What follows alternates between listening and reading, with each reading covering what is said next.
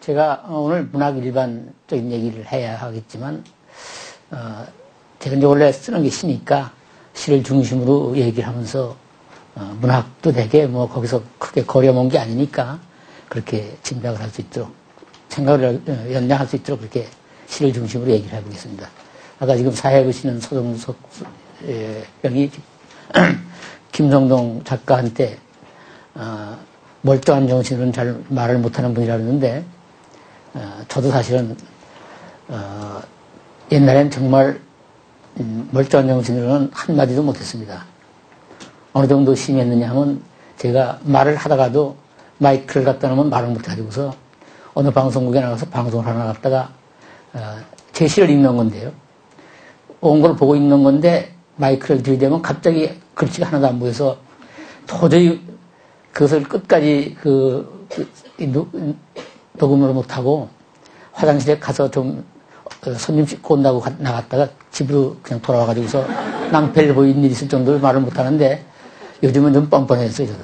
이제 여기저기 다니면서 얘기도 하고 그러니까 좀 뻔뻔해졌는데, 이것이 참 문학하는 사람으로서는 좋지 않고, 어떻게 보면 문학하는 사람은 글 자체로 얘기를 해야지 말을 가지고 마음만 떠들면 뭘 합니까? 저도 시만 열심히 쓰고 시만 잘 쓰는 사람이 최고고, 소설가는 소설만 열심히 쓰고 소설 잘 쓰는 사람이 최고인데, 이런 데 나가서 좀 얘기하는 거는, 좀 그게 사실 시인이나 소설가로서는, 온당한 길이 아닌지도 모르죠. 그런데 이제 좀 뻔뻔해지고 나이도 먹고 그러니까, 둔해지고 그래서, 여기서 하면서, 하는데 제 얘기 가운데서는 좀 하풍도 재밌고, 그럴지도 모르니까, 또 틀린 말도 있을 것 같고, 그러니까 여러분들 양해해주고 들어주시기 바랍니다. 저는 오면서 그런 생각을 했어요. 과연 문학이라는 게 뭘까? 결국 세상에 실체가 없는 것 아닙니까? 실체가 없는 것인데, 그냥 누군가가 만들어내가지고서, 뭘 만들어서 그 만든 것을 마치 무엇이 있는 것처럼 믿으면서, 그것이 우리 삶에 큰 영향을 주기도 하고, 우리 삶을 즐겁게 만들기도 하고, 또 바로잡기도 하고, 또 망치기도 하고 그러는 게 문학인데, 정말 그러니까 그 문학이야말로 우리가 올바르게 하지 않아서는 안 된다. 그런 생각을 새삼스럽게 하면서, 여러분들 다 문학에 관심 가지고 계시기 때문에 오신 걸로 아는데, 과연 어떻게 문학을 하는 게 가장 올바르게 문학을 하는 것인가. 뭐 이게 제가 자신있게 얘기할 길은 없죠. 다만, 제가 시를 써온 그동안의 체험을 얘기를 하면서 여러분들이 올바른 문학이란 무엇인가 스스로 좀 생각해 보도록 그런 얘기를 할까 합니다. 제가 문단에 처음 나왔을 때가 1956년이니까 참 가득한 옛날이죠. 아마 그때 여러분들 여기 태어나신 분 몇 분 안 될 겁니다. 여러분들 어머니, 아버지가 태어나신 분도 많지 않을 텐데요. 그렇게 오래전인데, 여하간 저는 그 당시에 이제 처음 시를 발표하기도 했죠. 그때 그게 발표한 게 갈대라든가 낫달이라든가 탑 뭐 이런 것 서정시들이었는데요. 글을 쓰는 사람들은 누구든지 마찬가지겠지만 발표하고 싶은 욕망이 있는 거죠. 저는 그런 생각을 해요. 문학이라는 거는 써서 발표함으로써 완성되는, 그래서 독자가 읽으면서 완성되는 거지, 써서 가지고 있으면 그것이 문학이 될 수가 없는 거죠. 그래서 독자가 읽어가지고서 완성되는 건데, 그러니까 글 쓰는 사람들은 누구나 발표하고 싶은 욕망이 있는 것, 그것은 조금 더 잘못된 것도 아니고 헛된 욕망도 아니죠. 근데 어떤 사람들은 진짜 순수하다고 스스로 자부하는 사람들은 그런 얘기를 해요. 자기는 쓰면 됐지 발표할 생각도 전혀 없고, 누가 알아주든 말든 아무 상관도 없다. 거짓말이에요, 사실. 누구든지 글 쓰는 사람들은 발표해서 독자로부터 감동받았다. 그런 얘기를 듣고 싶어 하는 거죠. 이것이 이제 좀 지나쳐서 독자한테 아부하면 그건 뭐 안 되겠지만, 그러나 그런 마음은 누구한테든지 다 있는 거니까, 저도 사실 그때 시를 쓰면서 그런 허황된 생각을 많이 가지고 있었죠. 과연 내가 이런 시를 써가지고서 독자한테 감동을 줄 수 있을까, 이런 의심을 하면서 한편 그러나 나는 할 수 있다, 그러면서 이제 시를 발표를 했습니다. 그때가 어떤 때냐 하면 휴전이 된 게 1953년이니까 휴전 되고 나서 겨우 3년밖에 안 됐을 때죠. 뭐 굉장히 어지러웠죠, 세상은. 요즘 아까 오다 보니까 청계천 복구 다시 뜯어내느라고 지금 야단이던데, 그때는 청계천이 복개가 되기 훨씬 전이었죠. 63년이나 뭐 그때 좀 63, 4년 됐다고 기억되니까요. 청계천 일대가 전부 술집이었습니다. 술집인데 그게 또 아래층 2층에서 2층, 아래층 2층으로 파는 그런 판잣집들이 쭉 늘어서 있어가지고서 2층에서 오줌을 누면, 청계천 오줌을 누면 폭포처럼 쏟아진다 그래서 그 일대 그 술집들을 나이아가라 술집이라고 해서 나이아가라라고. 참 그런 시절이 있었죠. 맨 창녀였고, 또 이 길거리에도 맨 거지였습니다. 그리고 상위군인들, 그땐 전쟁이 끝난 지 얼마 안 되니까 상위군들이 벌박을 해가지고서 버스를 타면, 시골로 가려고 이제 버스를 타면 상위군인들이 먼저 와서 거기다 물건 넣고 기다립니다. 여러 개 다 잡아놓고. 안 사면 행패죠. 이거 안 사면 여기 못 앉아. 그럼 그 없는 돈 꺼내가지고서 뭘 사줘야 됩니다. 기차도 마찬가지예요. 자리라는 건 없고, 기차를 타면 의뢰 상위군인들이 먼저 가서 자리 찾아가 앉았다가 여기 앉으려면 돈 내 가지고 돈 다 받고 또 자리 사고, 그런 형편이었죠. 맨 거지 좀도둑들, 그거는 아마 60년대 70년대까지도 거기 그랬었는데, 그런 판에 이제 제가 순수시라는 걸 쓴 거죠. 근데 제 주위에서는 몇몇이 참 좋은 시다라고 칭찬도 해주고 그랬는데, 저는 발표하고 나서 여러 가지 생각을 했습니다. 과연 이 갈대 같은 이런 시가 이렇게 어지럽게 사는 이러한 세상에 무슨 의미가 있는가? 사는 거하고 무슨 관계가 있는가? 이건 사는 일하고는 아무 관계 없이 동떨어지는 일 아닌가? 그러면서 이제 회의에 빠졌죠.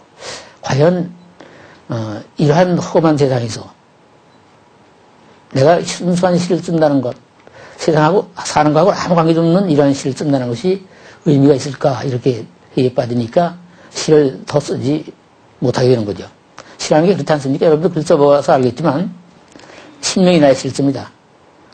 시를 쓸 신명이 하나도 안 나는 거예요. 내가 이게 어떻게 하면 좋을까?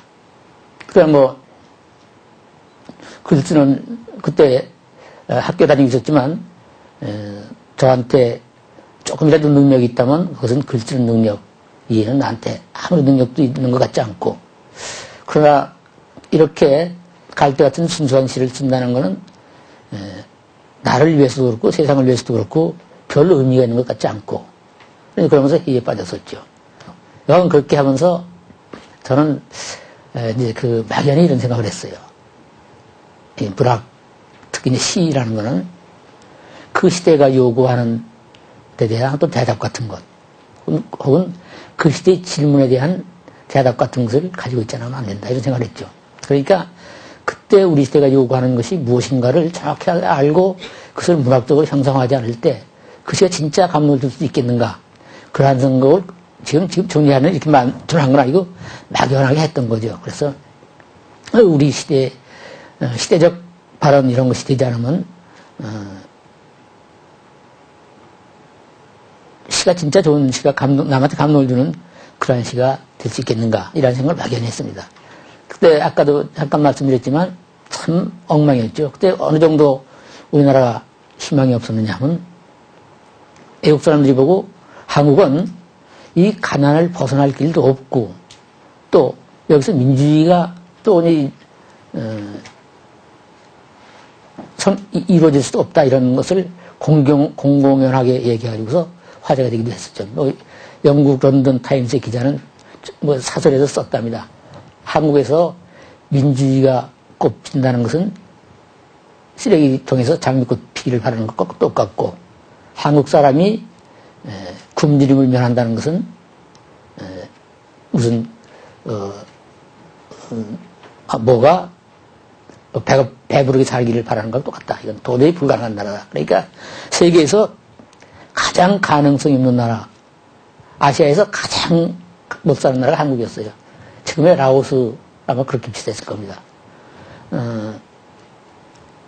우리나라가 얼마나 못 살았느냐 하면, 그 필리핀의 어떤 그 기자가 와보고서 한국 사람들 보고서 울었답니다. 근데 지금은 우리가 필리핀 가서 필리핀 사람 사는 거 보고 울지요.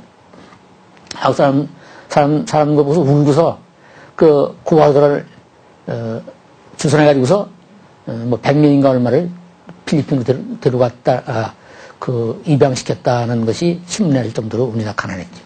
하지만 뭐 가능성이라면 아무것도 없었죠. 우선 쌀도 형편없고 농업 생산량도 형편없고, 그때 50년대 그때가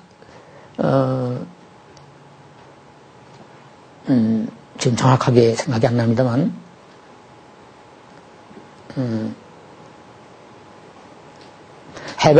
무렵에 해방될 때 남북한 통틀어서 쌀 생산량이 3천만 석이라고 그랬습니다. 대개 3천만 석 전후 3,500만 석까지 올라갈 때 있었죠.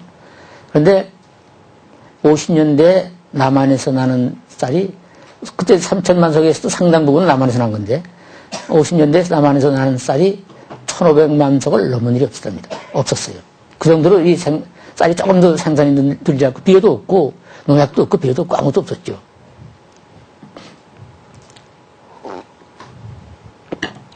그러니까 국민 총생산이 늘기는 그냥 점점 줄어갈, 쪼마들고 있을 때죠. 그런 형편에서 과연 갈대나 혹은 뭐 그런 사정시를 쓰고 있는 것이 이제 의미가 없다는 생각이 들면서 싫어하는 것은, 우리의 현실을 직접적으로 어떻게 개선하고 더 좋게 만들고 그렇지는 못할 망정, 적어도 우리가 사는데 어떤 꿈도 주고, 또한 우리가 어렵게 사는 이 모습을 형상화해서 적어도 우리들한테 다시 한번 우리의 모습을 생각하게 하는 그러한 역할은 해야 되겠다 하는 생각을 막연히 했습니다. 이제 그러면서 시는 사실 못 썼죠. 시도 못 쓰고. 그렇게 생각하니까 시가 또 써집니까? 더 어려워지고. 그렇게 어떻게 해야 되느냐, 그러면. 그럼 어떻게 그걸 표현하느냐. 그 방법도 없고. 그걸 못 쓰고 있는데, 저한테는 이제 또 한 사건이 일어났어요. 57년쯤이죠. 진보당 사건이라는 게 있었습니다. 진보당 사건이 무슨 사건이냐면, 조봉암이라는 분, 기억하시는 분 별로 없죠. 그냥 역사적 인물로만 알고 있는데, 그때까지는 우리나라에서는 남북통일 얘기라는 건 무력통일이에요. 그러니까 공산군을 쳐부수고 평양을 점령하고 김일성이를 모가지 대령 잘라서 죽이고 그런 뒤에 통일되는 것이지, 그 이외의 방법의 통일이라는 건 아무것도 용납을 못했죠. 남북 협상을 한다, 그건 말도 안 된다. 협상하려고 그러면 방공통일단이 가서 다 들겨부시고 그런 판이었죠. 그때 조봉암 선생이 그러나 통일이라는 거는 상대가 있는데 상대를 다 죽이고서 통일한다, 그건 말이 안 된다. 그러니까 평화적으로 통일을 하는 길밖에 평화 통일의 길은 없다 하는 얘기를 했습니다. 처음으로. 지금 뭐 이렇게 복잡하게 그런 얘기를 복잡하게 했겠죠.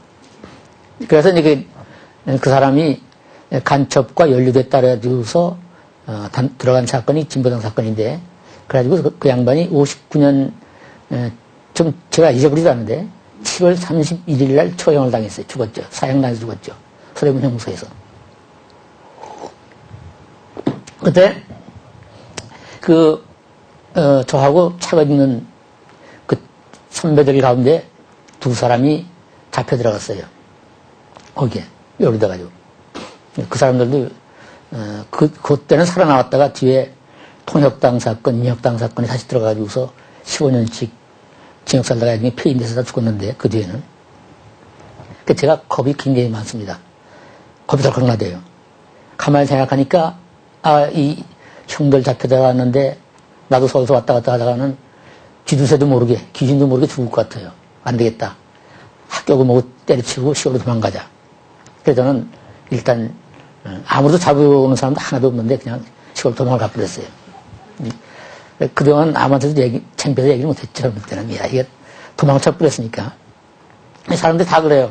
갑자기 시골로 도망가서 안 올라왔느냐. 시골 가서 안 올라왔는데 참 대답하기 곤란했는데, 뭐 도망갔다 소리 하기 싫고 그래가지고. 근데 이제 뭐, 나이 먹으니까 이제 좀 이 부끄러운 감정 같은 것도 둔해져가지고서, 이제 뻔뻔스러워지고 그래가지고 그냥 다 얘기를 하는 거죠. 여간 도망가가지고서, 거의 만 9년, 거의 10년 가깝게 시골에서 살았죠, 제가. 예, 제가 또 이 겁도 많고 수단도 참 굉장히 없습니다. 시골에서 제가 10년 동안 한 일이라는 게, 농사도 조금 지어보고, 그걸 농사라는 게 뭐 내가, 독립적으로 진 게 아니라 아버지가 하는 농사를 조금 도왔는데, 우리 아버지가 또 이 허력이 많은 사람이라, 이 사업한다, 저 사업한다고 왔다 갔다 하다가, 그 몇 마디기 있는 알량한 농토마저 다 팔아먹고, 시골 가서 두 해야 되니까 완전히 집안이 거지가 됐어요. 아버지가 다 팔아먹어가지고. 그런데 또 아버지는 그래도 허풍을 좀 잘 치고, 그런 사람이니까 읍내려 나와가지고서 무슨 사업을 한다고, 약방도 한다고, 약방 허가도 없으면서 약방을 하는 사람이 우리 아버지였죠. 대단한 분이에요, 약간. 그래서 저는 농사도 한 2년 지어보고, 아버지가 이제 읍내려 나갔을 때는 따라 나왔다 거기서 학원 같은 데서 강사도 해보고, 또 광산도 다녀보고, 친구가 광산 한다고 그러면 광산 가서 일도 해보고, 또 공사장도 다녀보고 그러면서 한 10년을 살면서 제가 세상을 다시 한번 공부했다고 할까요? 그때까지 말하자면 인생은 나한테는 그렇게 어떤 그 엄밀한 의미에 있어서 나한테 내 문학에 어떤 큰 자양이 된 그런 삶은 아니었다는 생각을 하면서 살게 사는 거죠. 사실 저는 제가 지금 가장 그 부끄럽게 생각하는 것 중에 하나가, 제가 이제 농무라는 시집을 냈을 때 평론가들이 농민의 아들로서 농촌에서 직접 농사를 지면서 무한 고생을 하면서 시를 쓴 사람이라고 할 때 제가 아니다라고 막 쫓아다니면서 그래야 되는데 가만히 있었어요. 그냥 가만히 누가 물으면 그냥 그렇다고 그러면 자기가 될까, 그렇다고는 안 그러고 그냥 옆에서 가만히 오문을 넘어갔죠. 오문업을. 사실은 저희가 농촌도 살았다 그러지만 그 아버지는 옛날에 금융조합 또 농협 그런 데서 근무도 하고 거기서 이사도 하고 그랬으니까 아주 가난한 집은 아니었고, 또 아버지는 광산도 해서 한때는 큰 돈도 벌고, 저도 사실 어릴 때 시계를 한 번도 못 잡았습니다. 논에도 한 번도 안 들어가 봤어요.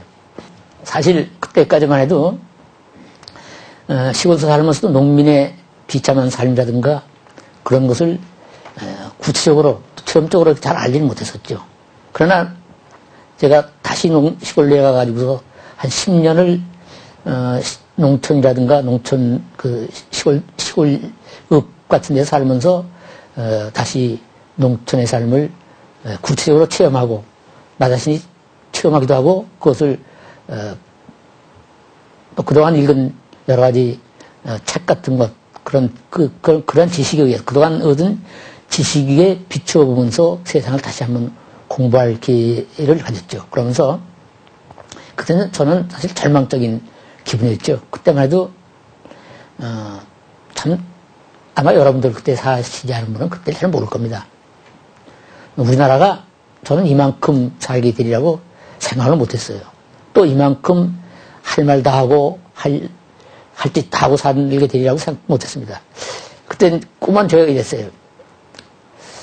내가 앞으로 정말로 이 시대의 얘기를 다 시로 표현하는 그러한 시대가 되고, 그리고 또한 그것이 이제 첫째 꿈이었고, 두 번째는 내가 배부르게 먹고 살고, 세 번째는 할 얘기 보고 싶은 것 다 보고 하고 싶은 얘기 다 듣고 이러한 세상만 되면 한이 없겠다. 그러나 이러한 세상은 결코 내 생전에는 오지 않을 것이니까 나는 이러한 내 꿈을 시로 표현하면서 이 시대의 아픔을 얘기하는 수밖에 없을 것이다. 그러나 어쩌면 내가 얘기할 기회도 나한테는 오지 않을 것이다. 이런 생각을 하면서 시골에서 그 한 10년을 살았죠. 그때 역시 생각한 거는, 시라는 거는 그 시대의 질문에 대한 대답돼야 되고, 그 시대가 무엇을 요구하고 있는가, 그것에 대한 냉철한 해답을 가지고 있어야 된다. 그런 생각을 했었죠. 그래, 그 뒤에 농물을 쓴 건 대개 제가 그 시골 사는 동안에 메모했던 것, 또 썼던 작품도 몇 편 있습니다만, 메모했던 것, 이런 것을 서울 60년대 말에 올라와서 70년대 사이, 60년대에서부터 70년대 사이에 쓴 시입니다만, 그때 농매에 쓴 시는 대체로 그러한 제 생각을 시로 표현한 시였다고 생각할 수 있을 것 같습니다. 그리고 지금까지도 그 생각에는 물론 약간의 수정은 있지만 본질적으로, 근본적으로는 제가 그때 생각했던 것이 아직도 옳다는 생각은 하고 있죠. 근데 그러나 이런 그 뒤에 이제 이런 생각도 한번 했습니다. 그 뒤에 이제 얘기를 좀 더 하면요.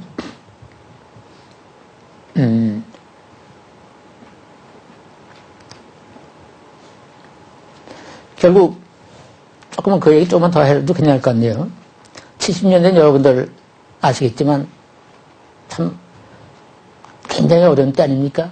그때 저는 과연 이 시대의 질문, 이 시대의 그런 것에 대한 대답, 그렇다면 그것이 뭘까? 역시 당시로서 우리가 사람답게 사는 길은 그 군사독재를 물리치는 길밖에 없었으니까, 첫째는 일단 그 박정희 군사독재하고 싸우는 길밖에 없다.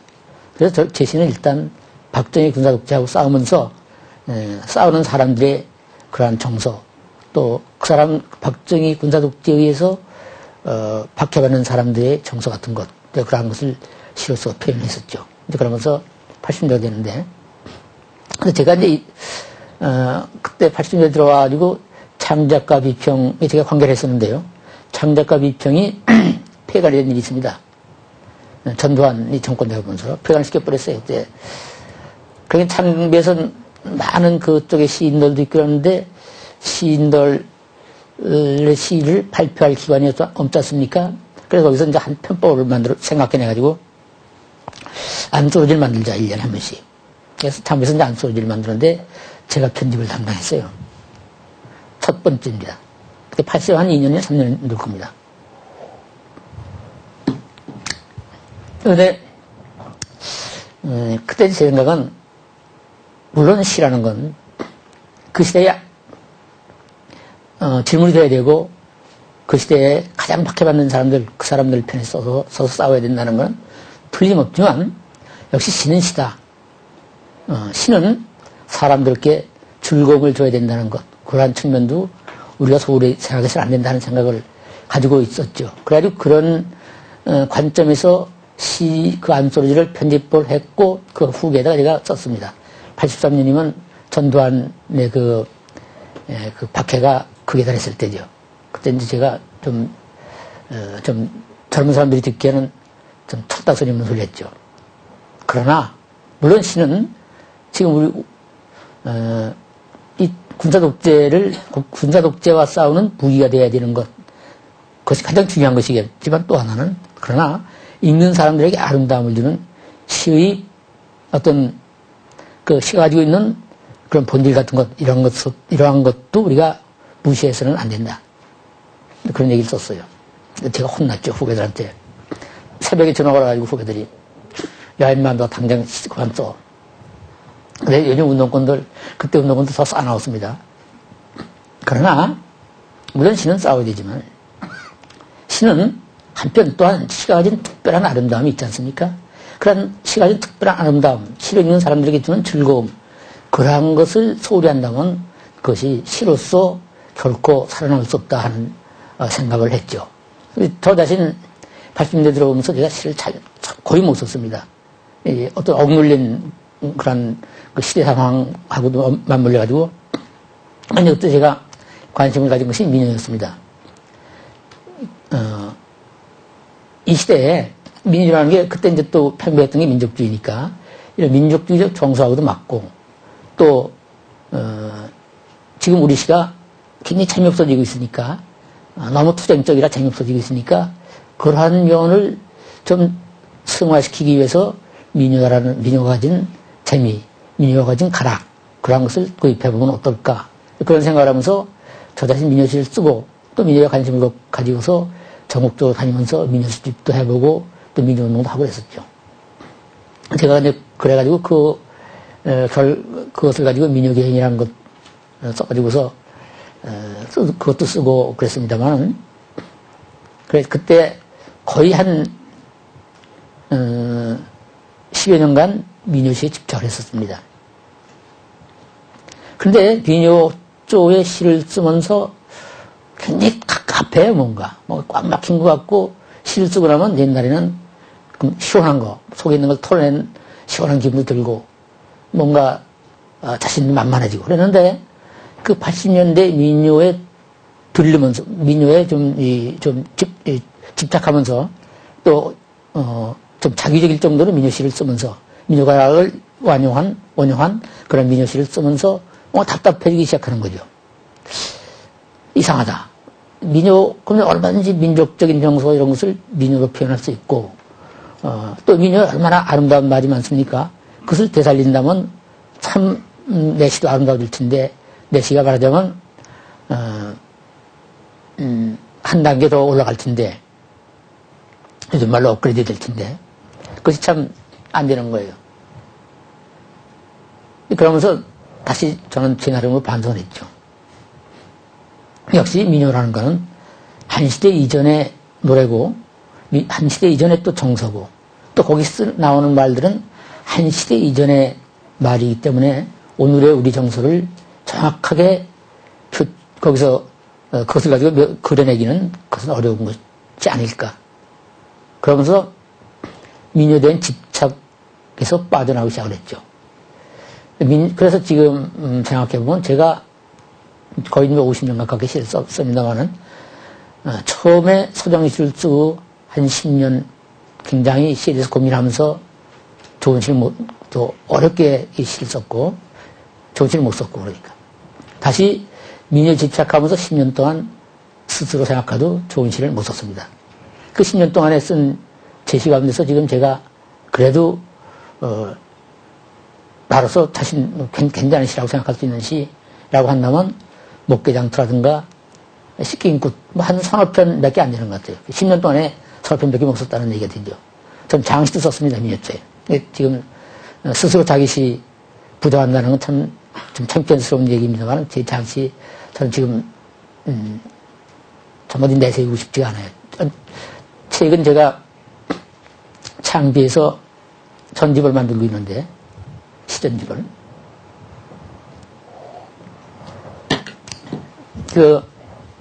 민요시하고 장시를 읽다가 이거는 좀 전집에서 뺐으면 좋겠다 하는 생각이 들어가지고서 좀 혼났습니다.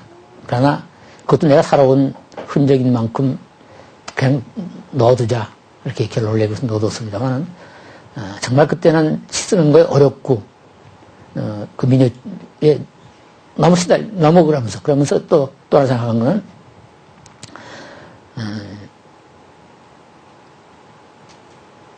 사람들의 생각이 옛날로 돌아가지 않는데 문학이 굳이 옛날의 형식에 너무 집착한다면 그것도 또 문학을 앞으로 나가게 하는 게 아니라 제자리 걸음치게 만드는 것이 아닐까 그런 생각을 하면서 반성을 하면서 90년대 들어오면서 저 자신 시를 쓰는 일이 즐거워졌고 지금 생각해도 그 80년대의 답답한 시에서는 벗어나서 스스로 평가해도 더 좋은 시를 쓸 수 있게 되지 않았을까. 결국 그때 제가 깨달은 거는 시라는 거는 어떤 무엇에 너무 집착하고 스스로 제약을 하고 시는 반드시 민족적이어야 된다. 혹은 시는 투쟁하지 않으면 안 된다. 시는 오로지 무기가 될 때만 시다. 이런 생각을 그러한 강압관념 속에서 빠져나오지 못하는 한 시라는 것은 즐거운 좋은 시가 될 수 없다. 생각을 그때 했던 거죠. 그러니까 시라는 거는, 거듭 얘기하면 역시 시라는 거는 시로서의 즐거움, 시로서 독자에게 줄 수 있는 즐거움, 그런 면에 소홀히 할 수는 없다. 이러한 생각을 하면서, 그렇게 생각했습니다. 이제 그 다음에, 첫째는 제가, 지금도 가지고 있는 시에 대한 생각 첫째는, 시라는 역시 그 시대의 질문에 대한 대답이라는 성격을 부인해서는 안 된다. 그리고 결국 그러기 위해서는, 우리의 삶을, 삶답게 만들지 못하는 온갖 조건과 싸우는 것, 그것이 시한, 역할이라는 생각을 했고요. 두 번째는, 그러나 시는 역시 그 시가 가진 특별한 예술성 같은 거, 좀 무시해서는 안 된다. 시는 시 나름의 말의 재미, 그런 게 있지 않습니까? 그런 것을 무시해서는 안 된다는 생각을 했고, 세 번째는 시는 역시 지나치게 무엇을 위해서, 무엇을 어떻게 해야 된다 하는 그러한 스스로 그러한 틀을 만들고 그 틀에서 빠져나오지 못할 때 또한 시는 재미없고, 창의적인 것, 또 활달한 것, 이런 것이 되지 못한다. 그런 생각을 했습니다.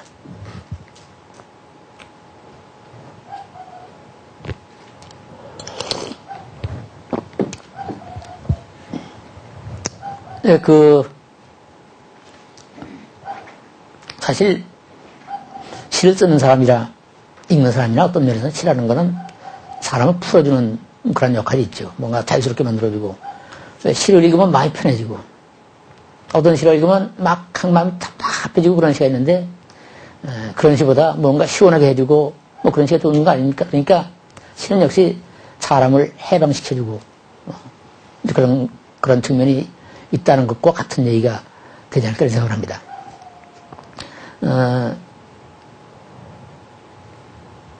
다른 문학도 마찬가지겠죠. 그런 측면이 확실히 있는 거겠죠.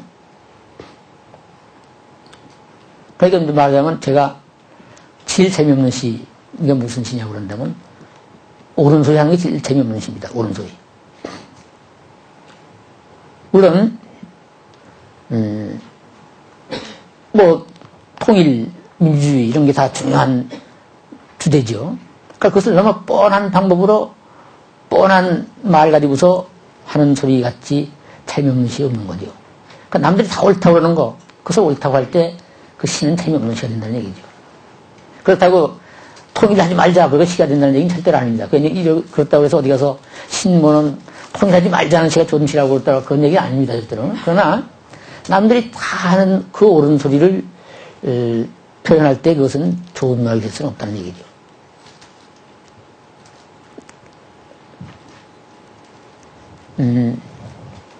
또 도덕적으로도 그래요. 오늘 여기서 법당에서 얘기해서 있는 소리 하면 안 됐습니다만, 종교적 진실과 문학적 진실이 반드시 일치할 수는 없다는 거, 이런 것이 문학 시에서는 중요할 것 같아요. 그러니까 종교나 혹은 법률이나 혹은 일반 사회 통념에서 아주 올바른 얘기, 이것이 문학에서는 결코 좋은 문학이 될 수 없다, 살아있는 문학이 될 수 없다. 그것은 아까 조금 전으로 돌아가면 바로 그것은 우리가 사는 모습을 생생하게 재현시켜주지 못하기 때문에, 생생하게 사는 모습을 보여주지 못하기 때문에 그렇다, 이런 얘기를 할 수 있을 것 같습니다. 그러니까 여러분들도 시를 읽을 때 뻔한 소리 하는 시, 누가 시 아무리 좋다고 해도 그건 좋은 시 아닙니다. 그것도 시간이 지나면 다 그런 시는 없어집니다. 통일시 이런 건 중요하죠. 그래서 또 일반 통일운동가들이 하는 그러한 방식으로 얘기하는 그런 통일시는 좋은 것이 아니죠. 통일을 기리는 시를, 물론 좋은 것이 참 많습니다만, 그것은 일반 통일운동가들이 하는 소리와는 뭔가 다른 자기만의 목소리, 개성적인 목소리가 있어야 된다, 이런 얘기가 되겠죠. 저는 제일 시시하다고 생각하는 시가 툭 하면 입만 열었다면, 편만 들었다 하면 통일이 오라 하고 부르짖는 시, 또 혹은 민주주의 만세, 그런 시집집에 있는 걸 갖다 버려도 되죠. 그러니까 제가 이제 그 네 번째로 하고 싶은 얘기는 겁니다. 문학이라는 거는 일반적인 그 사회적 그러한 그 그러한 통념과는 달라야 된다. 남이 하는 똑같은 소리를 할 때 시로서는 그것은 낙제점이다. 문학이겠습니까? 문학적인 낙제점이다. 남들하고 뭔가 다르게 생각해야 된다. 그런 얘기죠. 그것도 제가 80년대 그 민요에 그 집착하면서 뭔가 시다운 시를 제대로 못 쓰면서 스스로 깨달은 것. 남들은 다 벌써 다 알았는데 사실 저는 몰랐어요. 이때까지. 스스로 깨달은 것이라고 이렇게 말해도 될 것 같습니다. 그래서 저는 그 뒤로는 같은 통일 문제를 얘기한다 하더라도 결코 남하고 똑같은 소리. 무리칸이나 임수경이하고는 똑같은 소리 그런 거는 글을 쓸 수는 있지만 시로서 표현한다면 그것은 아무리 잘 써도 40점 넘는 노무현이 35점밖에 안 된다지만 그럼 이것도 40점밖에 안 되는 그런밖에 안 된다는 거. 여러분들이 문학을 하면서 그 점도 하나 꼭 마음에 새겨둬야 될 것 같습니다. 그러니까 중요한 거는 시라는 거는 남하고 무언가 다르게 생각하는 그런 면이 있어야 된다 그죠. 그 어떤 농담을 보니까 이런 얘기가 있어요. 사르트르가 글을 잘 쓰지 않습니까? 사르트르. 그 왜 사르트르가 글을 잘 쓰느냐면 그 사람이 사팔뜨기입니다. 사르트르가. 사팔뜨기니까 세상을 좀 삐딱하게 보는 거죠. 이렇게 정면을 안 보고 이렇게 옆으로 슬쩍 보는 거죠. 그래서 글을 잘 쓴다 하는 그런 농담이 있어요.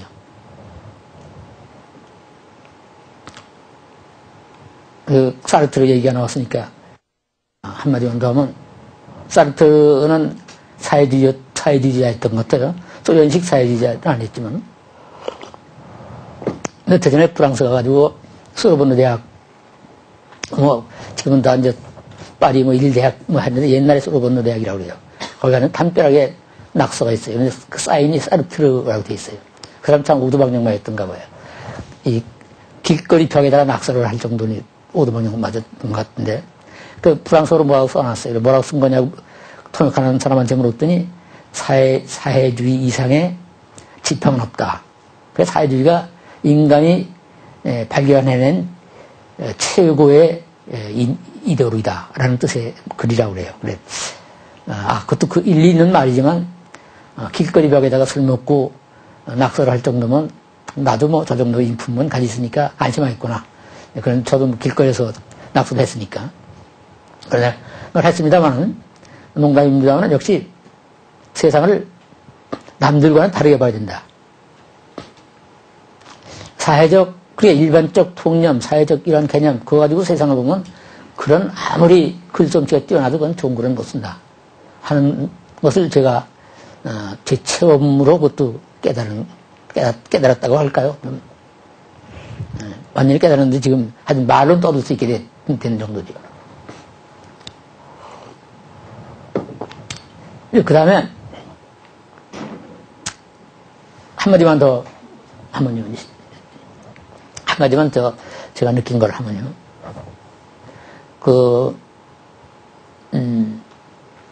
그러면 세상을 완전히 다르게 보는 것만 또라이가 돼가지고서 미친놈이 돼가지고서 세상을 완전히 거꾸로 보는 것이 문학이냐 이상의 시가 최고의 시냐 묻는다면 저는 그렇진 않다고 생각을 해요. 저는 이상이라는 사람은 산문가로서는 저는 높이 평가하지만 그 사람 에세이는 참 뛰어난 것 같아요. 소설가로서 보다도 그 사람은 에세이스트로서 가장 뛰어나고 사실 김수영 같은 사람의 산문은 이상의 영향 없이는 있을 수가 없는 산문들이죠. 그러나 이상의 시는 제가 좋아하지 않습니다. 그리고 좀 미친 소리 같은 느낌 들고. 그럼 무슨 얘기냐면 세상 사람하고 완전히 생각이 다를 때 또 그것도 또한 좋은 시가 나올 수 없다는 생각을 하죠. 좋은 문학이 나올 수 없다는 생각을 하죠. 왜냐하면 문학이라는 게 결국 보통 사람하고 똑같이 섞여서 사는 보통 사람의 정서나 감각. 그러나 그 보통 사람, 이제 그것이 전제가 되어야 되겠지만, 그러나 거기서 한 발짝 더 나와서 보통 사람이 미처 생각해낼 수 없는 그런 가질 수 없는 그런 정서나 감각, 이것이 완전하게 조화를 이룰 때 좋은 시가 나오지, 그렇지 않고 너무 또라이 시가 되면 그건 아무도 이해를 못하는 거죠. 이상희 씨 누가 이해합니까? 이상희 씨에게 그 유명해진 거는 그 누구 덕입니까? 대학 교수들 덕이에요. 지금 대한민국 그 신문학사가 얼마 안 되지 않습니까? 1920년대에서부터 치더라도 지금 80년대밖에 안 되는데 별로 가르칠 게 없습니다. 대학에서 국문과 교수들이. 이상 같은 사람 없으면 박불모예요. 그래 이상 같은 사람이 자꾸 물고 늘어져가지고서 이 사람은 뭐가 있다 그러니까 자꾸 연구할 게 생기고 이상 그 몇 편 안 되는 거 가지고서 박사가 몇백 명이 나오고 그 사람은 박사를 누가 씁니까? 그래서 누가 어떻게 됩니까? 그 사람들. 여러 사람 먹이 살린 거죠. 대학 교수들 들으면 팔팔 뛸 소리인데 농담이 아니라 실제로 그런 면이 있습니다. 나네 씨가 우리나라뿐 아니라 일본에서도 이런 말을 한 사람이 있어요. 사실 제가 처음 한 게 아니고 고바야시 시대오 같은 평론가가 있는데 나네 문학에 대해서 지나치게 대학 교수들이 직업상의 이유로 집착을 하는 까닭에 나네 씨가 유행하는 측면이 있다 그런 얘기를 했는데 그것도 좀 그 사람도 농담비슷하게 했겠지만 내가 그런 면도 있죠. 그 시라는 거는 특히 이제 문학 전반으로 역시 보통 사람하고 똑같은 감정, 정서를 가지고 보통 사람과 어울려 살면서 그러나 보통 사람들이 가질 수 없는 정서도 또한 갖고 생각해낼 수 없는 것을 생각할 때 진짜 좋은 시가 된다. 그렇게 정리를 하면 되지 않겠나. 그것도 제가 시를 쓰면서 깨달은 점이라고 이렇게 얘기할 수 있을 것 같습니다. 사실 저는 이런 걸 하면 이게 괜히 남하고 논쟁이 일으킬 얘기일지도 모르겠습니다만은 이상시 좋아한다는 사람 보면 딱 판단하죠. 저 사람 시 모르는 사람이다. 한마디로 생각을 합니다. 물론 나네시 가운데도 나네시를 전부 무시하는 건 아니에요. 나네시라는 게 인간의 감정이라는 게 간단하지 않고 복잡한 이상 나네시가 있을 수밖에 없는 그런 측면이 있죠. 그리고 나네시 가운데서도 좋은 시가 또 많습니다. 우리가 많이 신경 써가지고서 읽고 그 분석도 하고 그러면서 즐거움을 주는 그런 시가 있죠. 그러나 이상시는 그런 게 아니죠. 자기가 또라이같이 살면서 또라이 같은 글을 쓰다 보니까 나온 건데 대학 교수들이 너무 거기 높은 평점을 줘가지고서 우리 문학사를 그르치는 그런 면도 없지 않다는 얘기도 할 수 있을 것 같아요.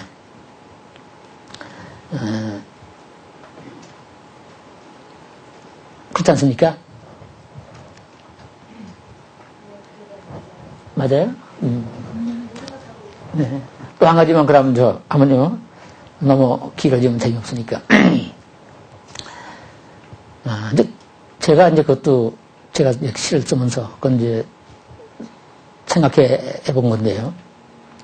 저는 시라는 게 아까도 얘기했지만 그 시대의 어떤 질문에 대한 대답이 돼야 된다. 물론 그래야죠. 또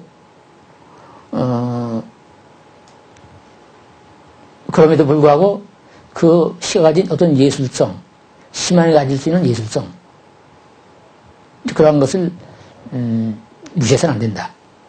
또 한 가지는 결국 시라는 것은 보통 사람들하고 똑같이 생각하고 똑같이 살고 똑같이 고생하고 그러면서도 보통 사람들이 생각해낼 수 없는 것을 생각할 때 좋은 시가 된다. 남들하고는 다른 얘기를 할 때 좋은 시가 된다. 이런 생각을 했지만 또 그럼 예술성이라는 게 뭐냐? 시가 가진 예술성이라는 게 뭔가 생각할 때 그것은 가장 짧은 말을 가지고 남에게 감동도 주고 힘있게 얘기하는 것, 그것이 시가 가진 예술성이라고 생각을 합니다. 이게 제가 처음 얘기하는 건 아니고 오스호스가 이미 옛날에 한 얘기죠. 오스호스가 이제 서정 시집이라는 것을 내고서 그게 한 1780년 내쯤 될 겁니다. 1780. 그 사람이 60년, 50몇 년생인가 그런데 30대 초인가 20대 후반에 쓴 거니까. 그때 이제 그 사람이 코리찌하고 둘이서 서정시집이라는 시집을 냈죠. 서정시집을 냈는데 익명으로 냈어요. 근데 그때도 뭐 시집이 안 팔리는 건 옛날이나 지금이나 똑같아가지고서 30년 동안 30년 뒤에 재판을 찍었죠. 30년 뒤에 재판을 찍으면서 그때 이제 비로소 이것은 사실 나 오소오소하고 코리찌하고 둘이서 낸 합동시집이다 하고 밝히면서 거기다가 서문을 하나 덧붙였어요. 서문의 제목이 뭐냐? 시인이란 무엇인가라는 제목으로 서문을 썼죠. 그 서문에서 그 사람이 시인이라는 거는 가장 작은 말을 가지고 남에게 자기의 생각이나 자기의 정서나 또 하고 싶은 말 이런 것을 가장 힘있게 하는 사람, 힘있게 하는 능력을 가지고 있는 사람이라고 정의를 하는 게 있는데 저는 그 말이 사실이라는 거, 그 말이 저한테는 가장 시인의 정의에는 가장 적합하게 느껴진다는 거 이런 것도 말씀을 드리고 싶고요. 어서 얘기가 나왔으니까. 근데 여러분들 그 왜 시인이라는 거는 제가 이제 나이가 먹어서 이런 변명하는 것 같지만 젊어서만 시를 쓰고 늙으면 못 쓴다는 얘기가 많이 있죠. 그 말 안 들어봤습니까? 그 말이 왜 생기느냐면 오소스 때문에 생겼어요.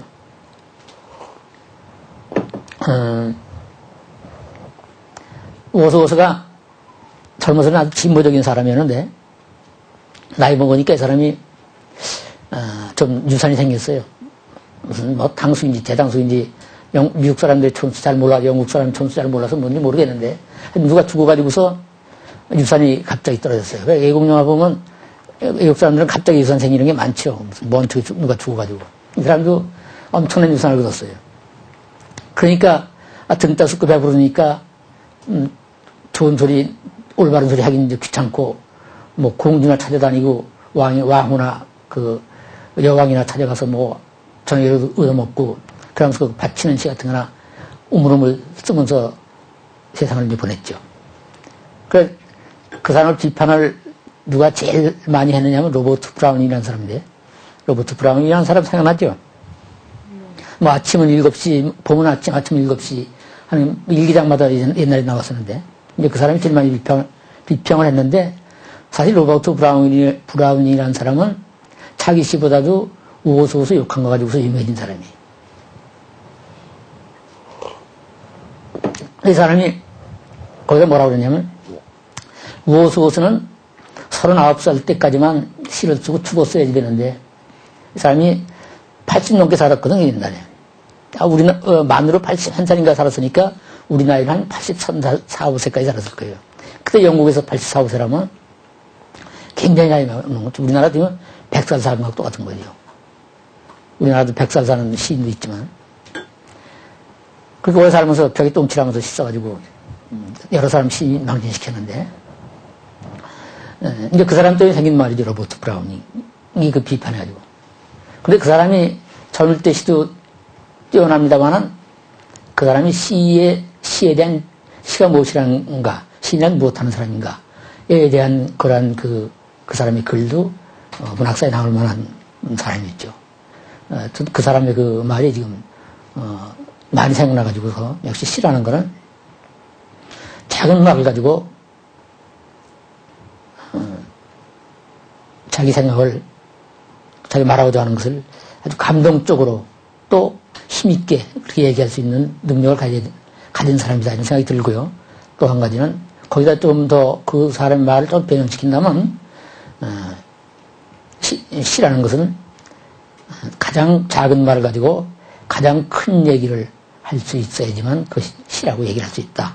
이러한 얘기도 덧붙여서 할 수 있을 것 같습니다. 그래 이제 오소오소 얘기가 나왔으니까 한마디만 더 하면요.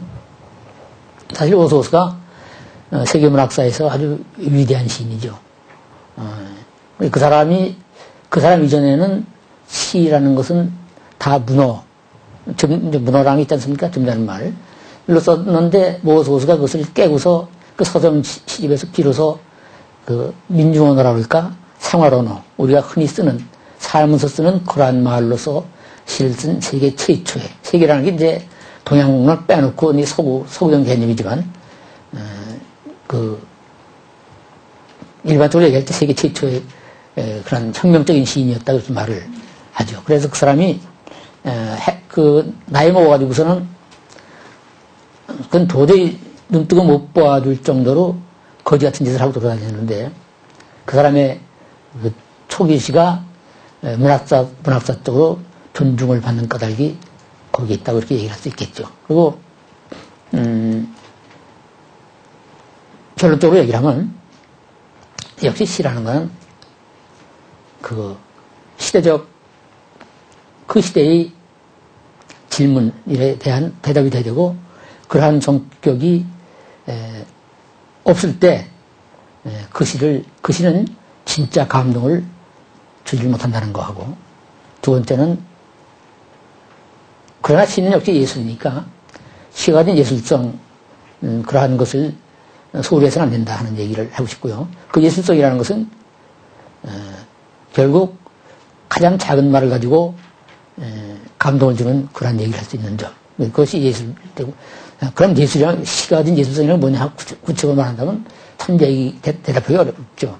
시가 무엇이냐 물으면 사실 시인들 한 10명한테 물으면 10가지 대답이 나오고 100명한테 물으면 100가지 대답이 나오는 게 시죠, 사실.